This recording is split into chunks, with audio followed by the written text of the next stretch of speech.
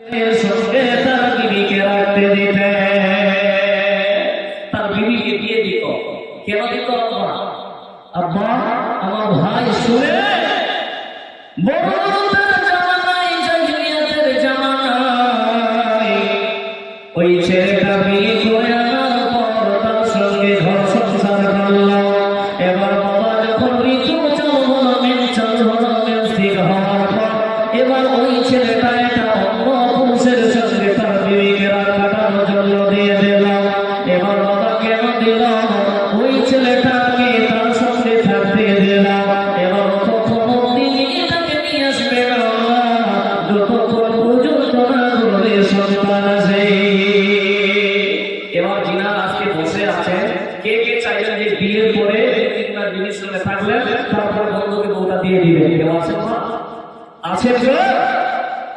এরকম পৃথিবীতে আর কোনো মানুষ নাই। আছে বা? কথা বলো। নাই, পাবেন না। কে চাইলে বিয়ে করে আনার পরে বিবির সঙ্গে 3 মাস থাকার পর তার বিবিটাকে আবার বন্ধুর সঙ্গে রাত কাটাতে দিবে? না, কোনো মানুষ পাবে না। আমার কোনো আব্বা কোনো ভাই পাবে না।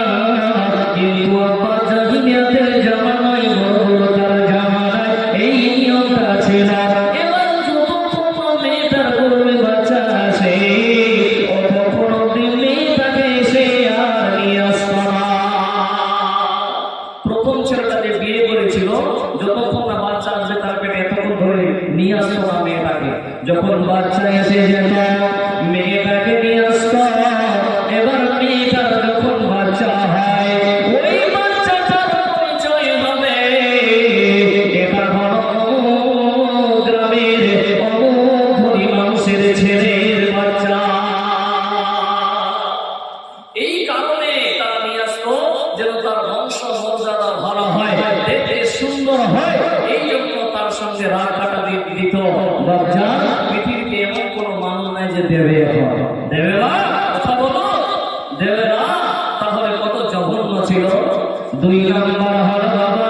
3 নম্বরে বলে যায় একজন মহিলা, একজন মহিলার কাছে 10 জন পুরুষ আসতো। ওই 10 জন পুরুষ তার সঙ্গে জেনা করত, তার সঙ্গে সহবাস করত। এবার বাবা যখন তার পেটে সন্তান এসে যায়, বাচ্চা এসে যায়, তখন যখন দুনিয়াতে আবার ওই বাচ্চা আসে, ওই বাচ্চাটা আসার পর ওই 10 জন তাকে ডাকে। একজন মহিলার কাছে 10 জন পুরুষ আসতো। 10 জন পুরুষ আসার পর তার সঙ্গে সহবাস করত, জেনা করত, পেটে বাচ্চা এসে যেত। আবার ছোট করে বলে যাচ্ছে, খালি বোঝার চেষ্টা করবেন। বাচ্চা আসার পর যখন বাচ্চা দুনিয়াতে আসে তখন ওই মহিলাটা আবার 10 জন তাকে ডাকত। 10 জনকে ডাকার পরে আবার 10 জন তারা আসতো, কিন্তু তারা অমান্য করতে পারতো না। তারা জানে যে আমি এই মেয়েটার সঙ্গে জেনা করেছি। এবার ওই মেয়েটা 10 জন তাকে ডাকলো। ডাকার পরে যদি মেয়েটা বলতো এটা তোমার সন্তান, তাহলে ওই পুরুষটা অমান্য করতে পারতো না।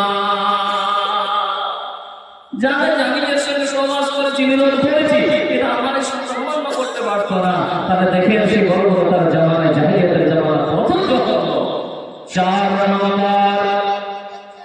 নম্বর হল যে একজন মহিলার কাছে অনেক মানুষ আসত। অনেক মানুষ আসার পরে তার সঙ্গে জেনা করত। আব্বা ওটা বড় পতিতালয়ের মহিলা, তার বাড়িতে ঝাঁটা গেড়ে দিয়েছে। মানুষ যাচ্ছে আর দেখছে এই বাড়িতে একজন পতিতালয়ের মহিলা আছে। মানুষ ওই রাস্তা দিয়ে যায়, তার সঙ্গে জেনা করে। এইভাবে জেনা করতে করতে যখন পেটে বাচ্চা এসে যায়, ওই মহিলাটা এবার যখন তার বাচ্চা আবার দুনিয়াতে হয়, প্রসব হয়, ওই বাচ্চাটা নিয়ে তার গবেষকের কাছে যাবে। গবেষকের কাছে গিয়ে বলবে যে এই বাচ্চাটা কার। তখন গবেষক বলে দিত যে তাদের চেহারা দেখতো যে কার সঙ্গে কার তাল মিলছে, কার চেহারা মিলছে, এই বাচ্চাটা তাকে দিয়ে দেওয়া হতো। তাহলে দেখে জাহিলিয়াতের জামানায় কত বড় আমাদের মেয়েদেরকে কত সম্মান দেওয়া হয়েছে বাপজান। সেই সময় জাহিলিয়াতের জামানায় যদি কারো মেয়ে হতো তাহলে তাদের মুখগুলো কালো হয়ে যেত। যে যদি খবর পেত যে আমার মেয়ে হয়েছে তারা মুখ কালো করে দিত। এটা আমার কথা নয়, আল্লাহ কোরআনে বলেছেন সূরা নাহল আল্লাহ তাআলা বলেছেন 58 নম্বর আয়াতে, বিসমিল্লাহির রাহমানির রহিম, ওয়া ইযা বুশিরা আহাদুহুম বিল উনসা যাল্লা ওয়াজহুহু মুসওয়াদান ওয়া হুয়া কাযীব। আমার আল্লাহ বলে বললাম রে, তাদেরকে তাদের কাউকে যখন কন্যা সন্তানের সুসংবাদ দেওয়া হয় তখন তারা মুখ কালো করে নেয়। হে আব্বা, ওই জাহিলিয়াতের জামানায় যদি মেয়েদের যে তাদের সুসংবাদ দেওয়া হতো, তোমার কন্যা সন্তান জন্মগ্রহণ করেছে, তখন ওই লোকটা যেন মুখটাকে কালো করে নিত। লোকটা চিন্তা করতো সমাজে আমি কিভাবে মুখ দেখাবো। লোকটার চিন্তা ভাবনা এত জঘন্য। আব্বা, লোকটা বলছে কি, হুম ইয়াতুসুফি তারা, আমি মেয়েটাকে মাটির নিচে পুঁতে দেব। আব্বা, তাদের ফয়সালা কতই না জঘন্য ছিল। বাপজান আমার, এটা আমার কথা নয়, স্বয়ং আল্লাহ তাবারাক তাআলা বলে যে মহিলা যদি জন্মগ্রহণ করত, কন্যা যদি জন্মগ্রহণ করত, তাদের মুখগুলো কালো হয়ে যেত। আজকে কিছু কিছু দেখা যায়, টিভিতে নিউজে মোবাইলে দেখা যায়, কারো মেয়ে হলে অনেক আনন্দ করছে, করে না বাপ? কথা বলুন একটু, করছে কি করে না? আবার কারো যদি মেয়ে হয় তো হক করে বসে থাকছে, আর কারো যদি আমার কাছে 2টা মেয়ে হচ্ছে আর 3টা মেয়ে যদি হয় তো শাশুড়ি আর শ্বশুর অশান্তি চালু করে দিচ্ছে বাড়িতে। এই কথা বলুন ঠিক না নাকি? যে বাপজান আমার, 2টা কন্যা সন্তান হয়েছে, আমার হয়েছে, শাশুড় শ্বশুর যেন তাকে তাড়া দিচ্ছে, তাকে বিভিন্ন ধরনের কথা বলছে। হে আব্বাজান, জাহিলিয়াতের জামানা এমন জামানা ছিল, সেই জামানায় কন্যা সন্তান হলে জীবন্ত পুঁতে দিতাম। এটা আমার কথা নয়, স্বয়ং আমার আল্লাহ বলছেন, যারা আজকে জীবন্ত মেয়েদেরকে পুঁতে দিয়েছেন, যারা জীবন্ত মাটিতে গেড়ে দিয়েছেন, কথাটা মনে রাখবেন, আল্লাহ কিয়ামতের ময়দানে ওই সমস্ত বাচ্চাগুলোকে আল্লাহ জিজ্ঞাসা করবে। জীবন জিজ্ঞাসা করবে, এটা আমার কথা না, আল্লাহ বলছেন বিসমিল্লাহির রাহমানির রহিম, ওয়া ইদাল মাউদাতু সুইলাত বিআইদাম মিন কুতিলাত। আল্লাহ বলে বান্দারে, যাদেরকে জীবন্ত পুঁতে দেওয়া হয়েছে ওই কন্যাদেরকে কিয়ামতের মাঠে আব্বা আল্লাহ জিজ্ঞাসা করবে, তোমাদের কোন অপরাধে হত্যা করা হয়েছে বলো? তাদের কোন অপরাধ নয়, তাদের কোন অপরাধ নয়, তার কন্যা এই জন্য তাদের জীবন্ত পুঁতে দেওয়া হয়েছে। শুধু তাই নয় আব্বা, আমাকে ভাইকে আমি দেখলাম মোবাইলে ছোট বাচ্চা খাওয়ার জন্য কান্না করছে। হায়রে কাপড়, হায়রে কাপড়, ছোট বাচ্চাটাকে 2টা পা ধরে জমিনে এমন ভাবে আছড় মারলো আব্বা, কলিজা যেন কেঁপে উঠল। দয়াল আল্লাহ, এই ছোট্ট মাসুম কন্যা বাচ্চাটা কি অপরাধ করেছে? সামান্যটুকু খাবার বাবার কাছে চেয়েছে, কি অপরাধ করেছে বড় আব্বা? ওই মেয়েটাকে এমন ভাবে জমিনে আছড় মারে, মেয়েটা যেন দুনিয়া থেকে বিদায় হয়ে যায়। এর মুসলমান,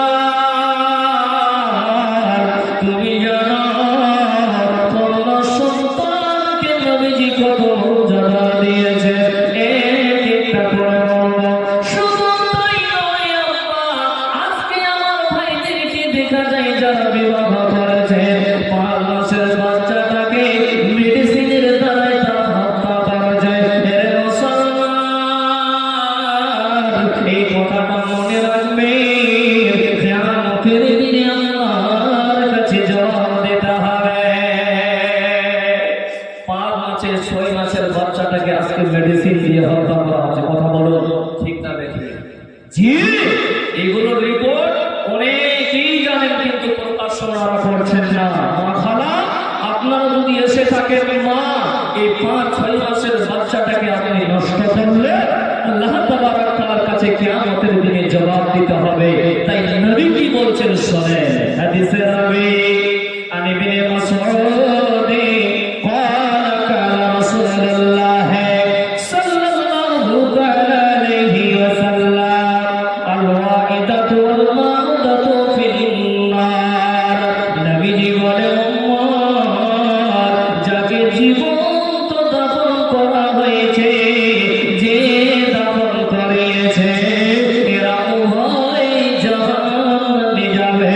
এ মা বোন বেটি খালা, হে আল্লাহ পাড়ার মা বোন, জড়ো পাড়ার মা বোন, বিভিন্ন গ্রাম থেকে যারা এসেছে, কন্যা বলে মেয়েটাকে হত্যা করেছে, আর যারা হত্যা করার হুকুম দিয়েছে, নবীজি বলে এরা দুইজনে জাহান্নাম যাবে। জাহান্নাম যেতে হবে, কথাটা মনে রাখবেন আব্বা, এটা আমার কথা নয়। কার কথা বলুন তো? কার কথা? যে নবীজি বলছেন, যারা জীবন্ত কবর দিয়েছে, যারা কবর মারার হুকুম দিয়েছে, আর যারা মেরেছে, এরা উভয়ই জাহান্নামে যাবে। যদি আপনি এই কাজটা করে থাকেন, আল্লাহর কাছে আজকে তওবা করুন, আল্লাহ আর জীবন 5 মাসের বাচ্চাটাকে আমি হত্যা করব না। রব্বুল আলামিন, ভুল করে মেডিসিন দিয়ে ওই সন্তানটাকে আমি হত্যা করেছি, আল্লাহ তুমি আমাকে ক্ষমা করো, আল্লাহ তুমি আমাকে মাফ করো। আল্লাহর কাছে ক্ষমা চাওয়া, না হলে আপনাকে জাহান্নাম যেতে হবে, আপনাকে জাহান্নাম যেতে হবে। এই জন্য নবীজি বলছে, অন্য হাদিসে বলছে, হাদিসে রাবিআ মুগীরাতা قال كان رسول الله صلى الله عليه وسلم إن الله حرم عليكم الله تبارك وتعالى الله নবী বলছেন, উম্মাহাতি পিতামাতা অবাধ্য হওয়াকে নবীজি হারাম করেছেন, আমার আল্লাহ হারাম করেছেন। তারপরে বলছে ওয়ালা ওয়াদাল বানাতি, যারা মেয়েদেরকে, যারা কন্যাদেরকে জীবন্ত পুঁতে দিয়েছে, কন্যাদেরকে জীবন্ত পুঁতে দেওয়া নবী বলছেন হারাম, নবী বলছেন হারাম, এটা করা যাবে না। তাহলে আজকে আপনার মনে পড়ছে, মৌলানা এতদিন ধরে আমি জানতাম না, ডাক্তারের কাছে গেলাম, ডাক্তার চেক আপ করে দেখার পর বললো যে এটা কন্যা সন্তান হবে, মেয়ে হবে। মৌলানা, আমি মেডিসিনের দ্বারাই আমি বাচ্চাটাকে জীবন্ত পুঁতে দিয়েছি, আমি জীবন্ত মেরে ফেললাম, আল্লাহ আমার এই পাপকে ক্ষমা করবে কি করবে না? আব্বা, আমার মা, আমার বোন, আমার বেটি খালা, আল্লাহর কাছে তওবা করো, আল্লাহর কাছে তওবা করো। ওই বাচ্চাটা কি অপরাধ করেছে বলো তো?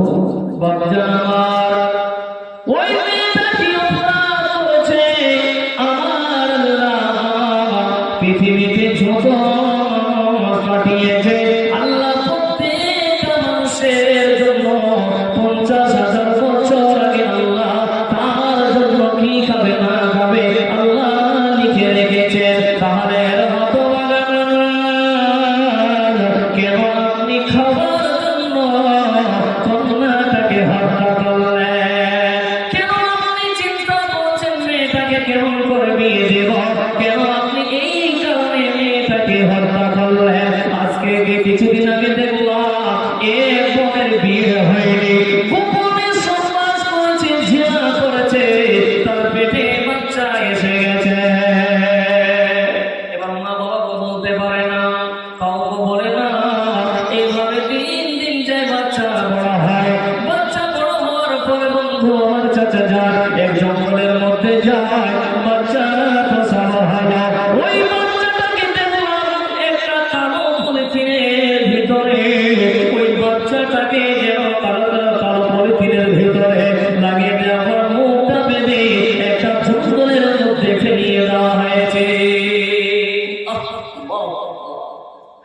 মুসলমান মা বোন আর বেটি বিয়ের মতো শ্রেষ্ঠ বাবাকে বলেন, মাকে বলেন, বান্ধবীকে বলেন যে আমার বিয়ে দিয়ে দাও, কেন গোপনে জেরা করছে?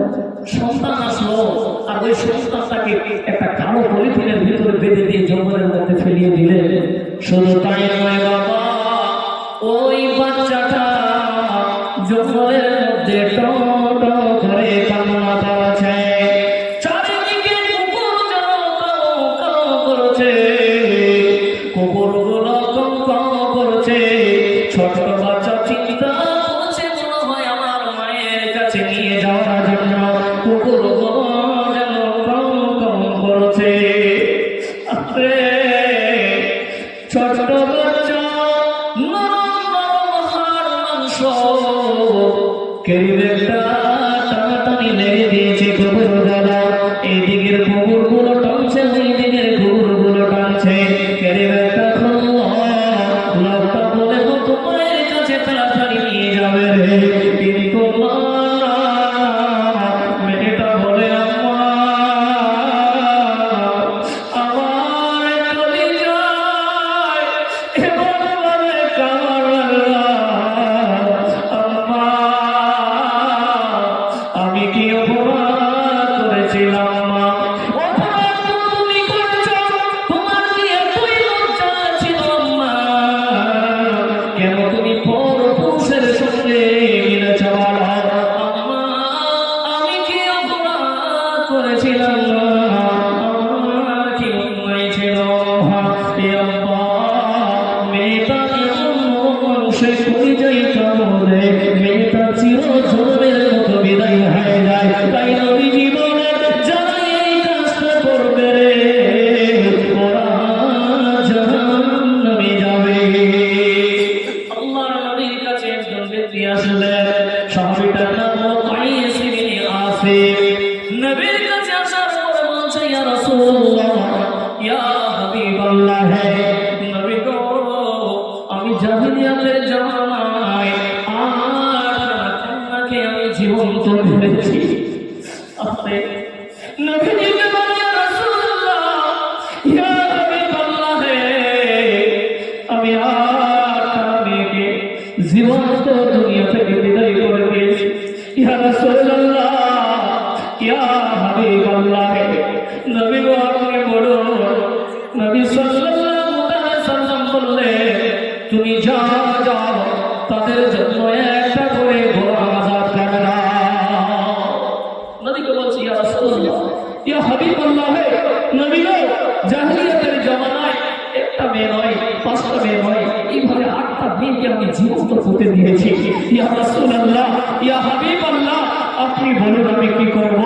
নবী বলে তুমি যাও, তাদের জন্য গোলাম আজাদ করে দাও এক একটা করে। লোকটা বলে ইয়া রাসূলুল্লাহ, কুলতু ইন্নী সাহিবু ইবলিস, ইয়া রাসূলুল্লাহ, ইয়া রাসূলুল্লাহ, আমি হলাম আল্লাহর নবী গো, আমি হলাম উটের মালিক, আমি গোলামের মালিক নয়। নবীজি বলেন তুমি যাও। আল্লাহর নবী বলছেন ইহদিন শিদান কুল্লু ওয়াহিদাতিন মিনহুন্না বাদানাতান। নবীজি বলেন তুমি যাও যাও, ওই কন্যাগুলোর জন্য তুমি এক একটা মন আল্লাহর রাস্তায় কোরবানি করো। বলেন সুবহানাল্লাহ। এর কত বড় মানুষ। এবার আপনি বলুন অন্য এভাবে কত বড় মেয়েকে হত্যা করেছে। এখন যদি বলা হয় যে আপনারা একটা করে কুরবানি করেন, তাহলে তো কালকে মোল্লা মারা ধরা পড়ে যাবে। জি নিশ্চয়ই মেয়েকে জীবন্ত পুঁতে দিয়েছে, মেয়েকে হত্যা করেছে, মেডিসিনের মাধ্যমে ধরা পড়বেন না। যা যা হয়েছে হয়েছে। এতদিন ধরে হাদিসগুলো শুনেছেন কি শুনেননি জানি না, তবে আজকে ভালো করে শুনে নেন, এই ভুলটা আর কোনোদিন করবেন না। করবেন বাবা, করবেন বাবা, বললে ইনশাআল্লাহ আর কোনোদিন এই ভুল করবো না। মাওলানা আমার এই হাদিসটা জানা ছিল না, আজকে জানলাম যে এত বড় গুনাহ, মেয়েকে দুনিয়া থেকে বিদায় করে দিলে যে এত বড় গুনাহ হয় আমি জানতাম না। আস্তাগফিরুল্লাহ। আল্লাহ কোনোদিন যা সন্তান হবে, যা হবে, ছেলে হোক মেয়ে হোক, আল্লাহ দুনিয়াতে আমি তাকে লালন পালন করবো। এবার চলেন বাপ যান, আমি এক একটা করে হাদিসের দিকে নিয়ে যাই। খুব তাড়াতাড়ি করে বলে যাচ্ছি। মিনিট আছে, চলেন আব্বা আমি আপনাদেরকে মূল্যবান হাদিসের দিকে নিয়ে যাই যে কন্যা সন্তান আপনাদের বাড়িতে থাকে তাহলে লাভ কি হবে। আপনারা কয়েকজন হাত উঠালেন, শুনেন হাদিসের রাবী বলছেন আর আনাস বিন মালিক ক্বালা কানা রাসূলুল্লাহ সাল্লাল্লাহু আলাইহি ওয়াসাল্লাম মান আলা যারিয়াতাইন হাত্তা তাবলুগা ইয়াউমাল কিয়ামাতি। নবীজি বলেন উম্মত শুনেন যে ব্যক্তি দুইটা কন্যা লালন পালন করবে তাদের পূর্ণ বয়স্ক হওয়া অবধি, পূর্ণ বয়স্ক হওয়া পর্যন্ত নবীজি বলেন কিয়ামতের দিনে সে আমার সাথে এইভাবে আসবে। এই বলে তিনি নিজের আঙ্গুল দুইখানা দেখাবে। বলেন সুবহানাল্লাহ। আওয়াজের যে নাই আল্লাহু আকবার। সত্যি একবার সুবহানাল্লাহ জোরে বলা যায় না? সুবহানাল্লাহ। নবীজি বলেন যার কাছে দুইটা কন্যা থাকবে সুন্দরভাবে তাদের বয়স্ক পর্যন্ত লালন পালন করবে। নবীজি বলেন উম্মত কিয়ামতের দিনে তারা আমার সঙ্গে এইভাবে থাকবে। তারা কারা থাকবে? তাদের পিতা মাতা নবীর সঙ্গে থাকবে। বলেন সুবহানাল্লাহ। শুধু তাই নয় আব্বা, অন্য হাদিসের দিকে নিয়ে যাই আপনাদেরকে। হাদিসের আমি উকবাতা বিন আমির ইয়াকুলু সামিআতু রাসূলুল্লাহ সাল্লাল্লাহু তাআলা আলাইহি সাল্লাম। উকবা ইবনে আমির বলেন আমি রাসূলুল্লাহ সাল্লাল্লাহু তাআলা আলাইহি সাল্লাম থেকে শুনেছি। কি শুনেছি? যার তিনটা কন্যা সন্তান থাকবে সে যদি তাদের ব্যাপারে ধৈর্য ধারণ করে। কটা সন্তান বলেন? কটা সন্তান? তিনটা সন্তান যদি আপনাদের ঘরে থাকে। কার কার তিনটা সন্তান আছে? কেউ আছেন এমন মোল্লাপাড়া মানুষ, উদ্দেলের মানুষ? চারটা। কার আছে? আপনার? আলহামদুলিল্লাহ। কার কার আছে বাপ? কথা বলুন না। আপনার আছে কয়টা? আছে চারটা। আলহামদুলিল্লাহ। আপনারও আছে দুইটা, আপনার একটা। অনেকেরই কন্যা সন্তান আছে আলহামদুলিল্লাহ। এবার শুনেন বাপজানরা নবী কি বলছেন আব্বা, এটা আমার কথা নয় আব্বা, নবী স্বয়ং বলছেন। কি বলছেন? নবীজি বলেন মান কালাহু সালাসু বানাতিহি। নবীজি বলেন উম্মত যার বাড়িতে তিনটা কন্যা সন্তান আছে ফাসাবার আলাইহিন্না, প্রথম নম্বর হলো সবর করেছে। তারপরে নবীজি বলছেন ওয়া আতামাহুন্না, নবীজি বলেন তার জন্য পান করার ব্যবস্থা করেছে, তার পোশাকের ব্যবস্থা করেছে। নবীজি বলেন উম্মত শুনে নাও, আল্লাহ নবী বলছেন ফাসাবার আলাইহিন্না, সর্বপ্রথম সবর করেছে, নিজের স্বাস্থ্য অনুযায়ী তাদেরকে খাদ্য দান করেছে, পানি পান করিয়েছে, তারপরে কাপড় পরিধান করেছে। নবীজি বলে উম্মত এই তিনটা কন্যা সন্তান কিয়ামতের ময়দানে রে ওই জাহান্নামে গেটের মধ্যে দাঁড়িয়ে যাবে। বলেন সুবহানাল্লাহ। নবীজি বলে উম্মত যার ঘরে তিনটা কন্যা সন্তান থাকবে প্রথম নম্বর সবর করবে, আল্লাহর কাছে দোয়া করবে আল্লাহ তুমি আমাকে ভালোবেসেছো, আল্লাহ তুমি আমাকে ভালোবেসে কন্যা সন্তান দিয়েছো, এই কথা বলবে। দুই নম্বর স্বাস্থ্য অনুযায়ী খাদ্য দিবেন, খাবার দিবেন। তার মানে এটা নয় আব্বা প্রতিদিন মুরগার মাংস দিতে হবে, প্রতিদিন আপনাকে খাসির মাংস দিতে হবে, প্রতিদিন গরুর মাংস দিতে হবে। যেমন আপনার টাকা হবে সেইভাবে আপনি তাকে খাওয়াবেন। জিবা এটা নয় যে প্রতিদিন তাদেরকে ভালো মন্দ খাওয়াতে হবে, এটা কথা বলেন না নবী। তিন নম্বরে বলছে আপনাকে পান করাতে হবে। তার মানে এটা নয় যে আজকে আঙুরের জুস খাওয়াতে হবে, কালকে দুধ পান করাতে হবে, পরশুদিন বেদানার রস খাওয়াতে হবে। না না, আপনি যেটা হালাল জিনিস পান করাবেন ওই কন্যা সন্তানটাকে সেটাই পান করাবেন। নবীজি বলেন তোমার মেয়েকে তুমি কাপড় পরিধান করাবে। হে ভগবান, আপনার মেয়ের পিছনে এমন টাকা খরচা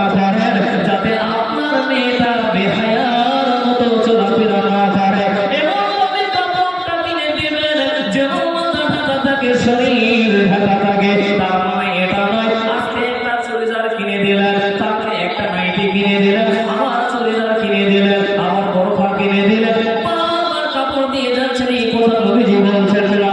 নবীজি বলে তোমরা তাদেরকে পোশাক পরিধান করাবে, যারা এই কাজগুলো করবে।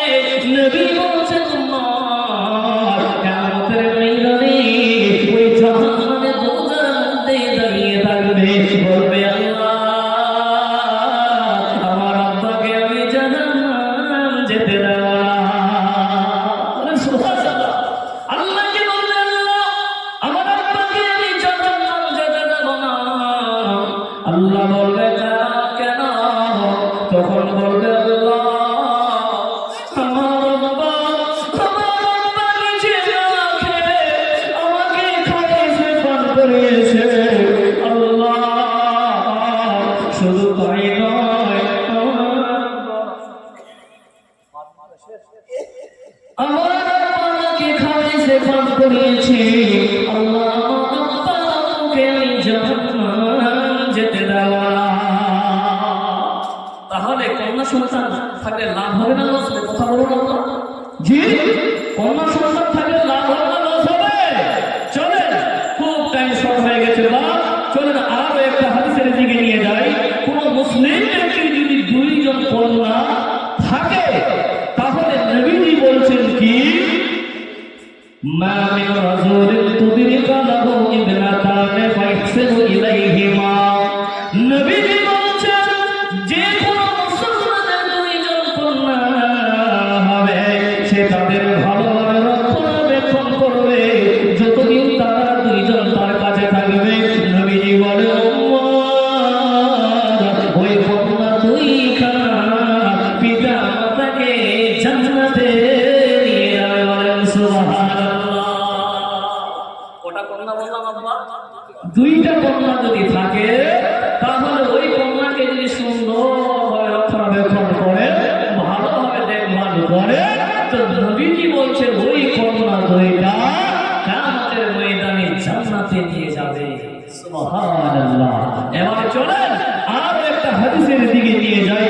নবীজি কি বলছেন? বিশ্বনবী বলেন তিনটা কন্যার ব্যাপারে মান আলা সালাসা বানাতিন ফাআতবাহুন্না ওয়া জাওজাহুন্না। নবীজি বলেন যে ব্যক্তি তিনজন মেয়েকে লালন পালন করবে, তাদেরকে শিক্ষা দেবে এবং বিবাহের ব্যবস্থা করাবে এবং তাদেরকে তাদের সঙ্গে ভালো ব্যবহার করবে, নবীজি বলেন তাদেরকে জান্নাতে নিয়ে যাবে। ভালো দেখে বিয়ের ব্যবস্থা করতে হবে, শিক্ষা দিতে হবে। এই জন্য বললাম মৌলানা আপনাদের গ্রামের খুব সুন্দর একটা মাদ্রাসা খুলছে। আমি আপনাদেরকে এই দরখাস্তটা দিয়ে গেলাম, আপনাদের এই উদ্দের ঝাড়ুয়া পাড়ার মোল্লা পাড়ায় বাড়ি কতগুলো ঘর হতে পারে আব্বা বলেন তো? মোটামুটি একটু কথা বলো। জি হাই আল্লাহ, এদের কি মোর মেরে দিয়েছে নাকি? 350। আচ্ছা, উদ্দেলে মিনিমাম 90টা ঘর হবে। আর ঝাড়ুয়াপাড়ায় কটা হতে পারে? টোটাল মিলে 600-700টা ঘর হবে কি হবে না? কথা বলো। তাহলে 600-700টা ঘর আছে। এই 600-700টা ঘরের মধ্যে 600টা বাড়িতে একটা করে কন্যা হবে, আছে কি না? কথা বলো একটু। 15টা বাড়িতে বেশি আছে, 3টা আছে, 15টা বাড়িতে 4টা আছে, আছে কি না? আমি বলছি আব্বা, বলার কারণটা হলো একটা বাড়ি থেকে যদি একটা মেয়ে এই মাদ্রাসায় ভর্তি করা, তাহলে 6 থেকে 700 জন মেয়ে এই আপনার বোরহানের মাদ্রাসা করবে। আর 6 থেকে 700 জন মহিলা উত্তেল ঝাড়ুয়াপাড়া মোল্লা পাড়ায় 700 জন মহিলা আলেমা হবে। বলেন সুবহানাল্লাহ। হবে কি হবে না? বাড়ি বাড়ি আলেমা হবে। আপনারা চান না আব্বা? জি বাবা, যাই হোক টাইম শেষ হয়ে গেছে আব্বা। অনেক মূল্যবান হাদিস ছিল, যাই হোক আমাদের বিষয়টা বলতেই পারলাম না। তো আব্বা জিনাদের বাড়িতে মেয়ে আছে, কন্যা আছে, তাকে কালো করবেন না। এই মেয়েগুলোকে দেখভাল করবেন সুন্দর করে, তাদের খাবার ব্যবস্থা করবেন, সুন্দর একটা ছেলেদেরকে দিয়ে দিবেন। এই মেয়েরা কিয়ামতের ময়দানে জাহান্নামের গেটে দাঁড়িয়ে দেবে, আল্লাহ আমার আব্বাকে জাহান্নাম যেতে দেব না, আমার আম্মাকে আমি জাহান্নাম যেতে দেব না, দেব না, দেব না। তো আল্লাহ দেবেন কি? বলে দেবেন না আব্বা। তা মা বোন, আপনাদেরকে আবার সেই রকম পরহেজগার হতে হবে, সেই রকম মুত্তাকি হতে হবে যে কন্যা হয়েছে বলে আপনার আব্বা আম্মা জাহান্নাম যাবে না তা কি চান আমার আব্বা জাহান্নামে যাক? আপনি কি চান আমার আম্মা জাহান্নামে যাক? না, পৃথিবীর কোনো মহিলা চায় না যে আমার আব্বা আম্মা জাহান্নামে যাক। তাই সকলের কাছে দোয়া করি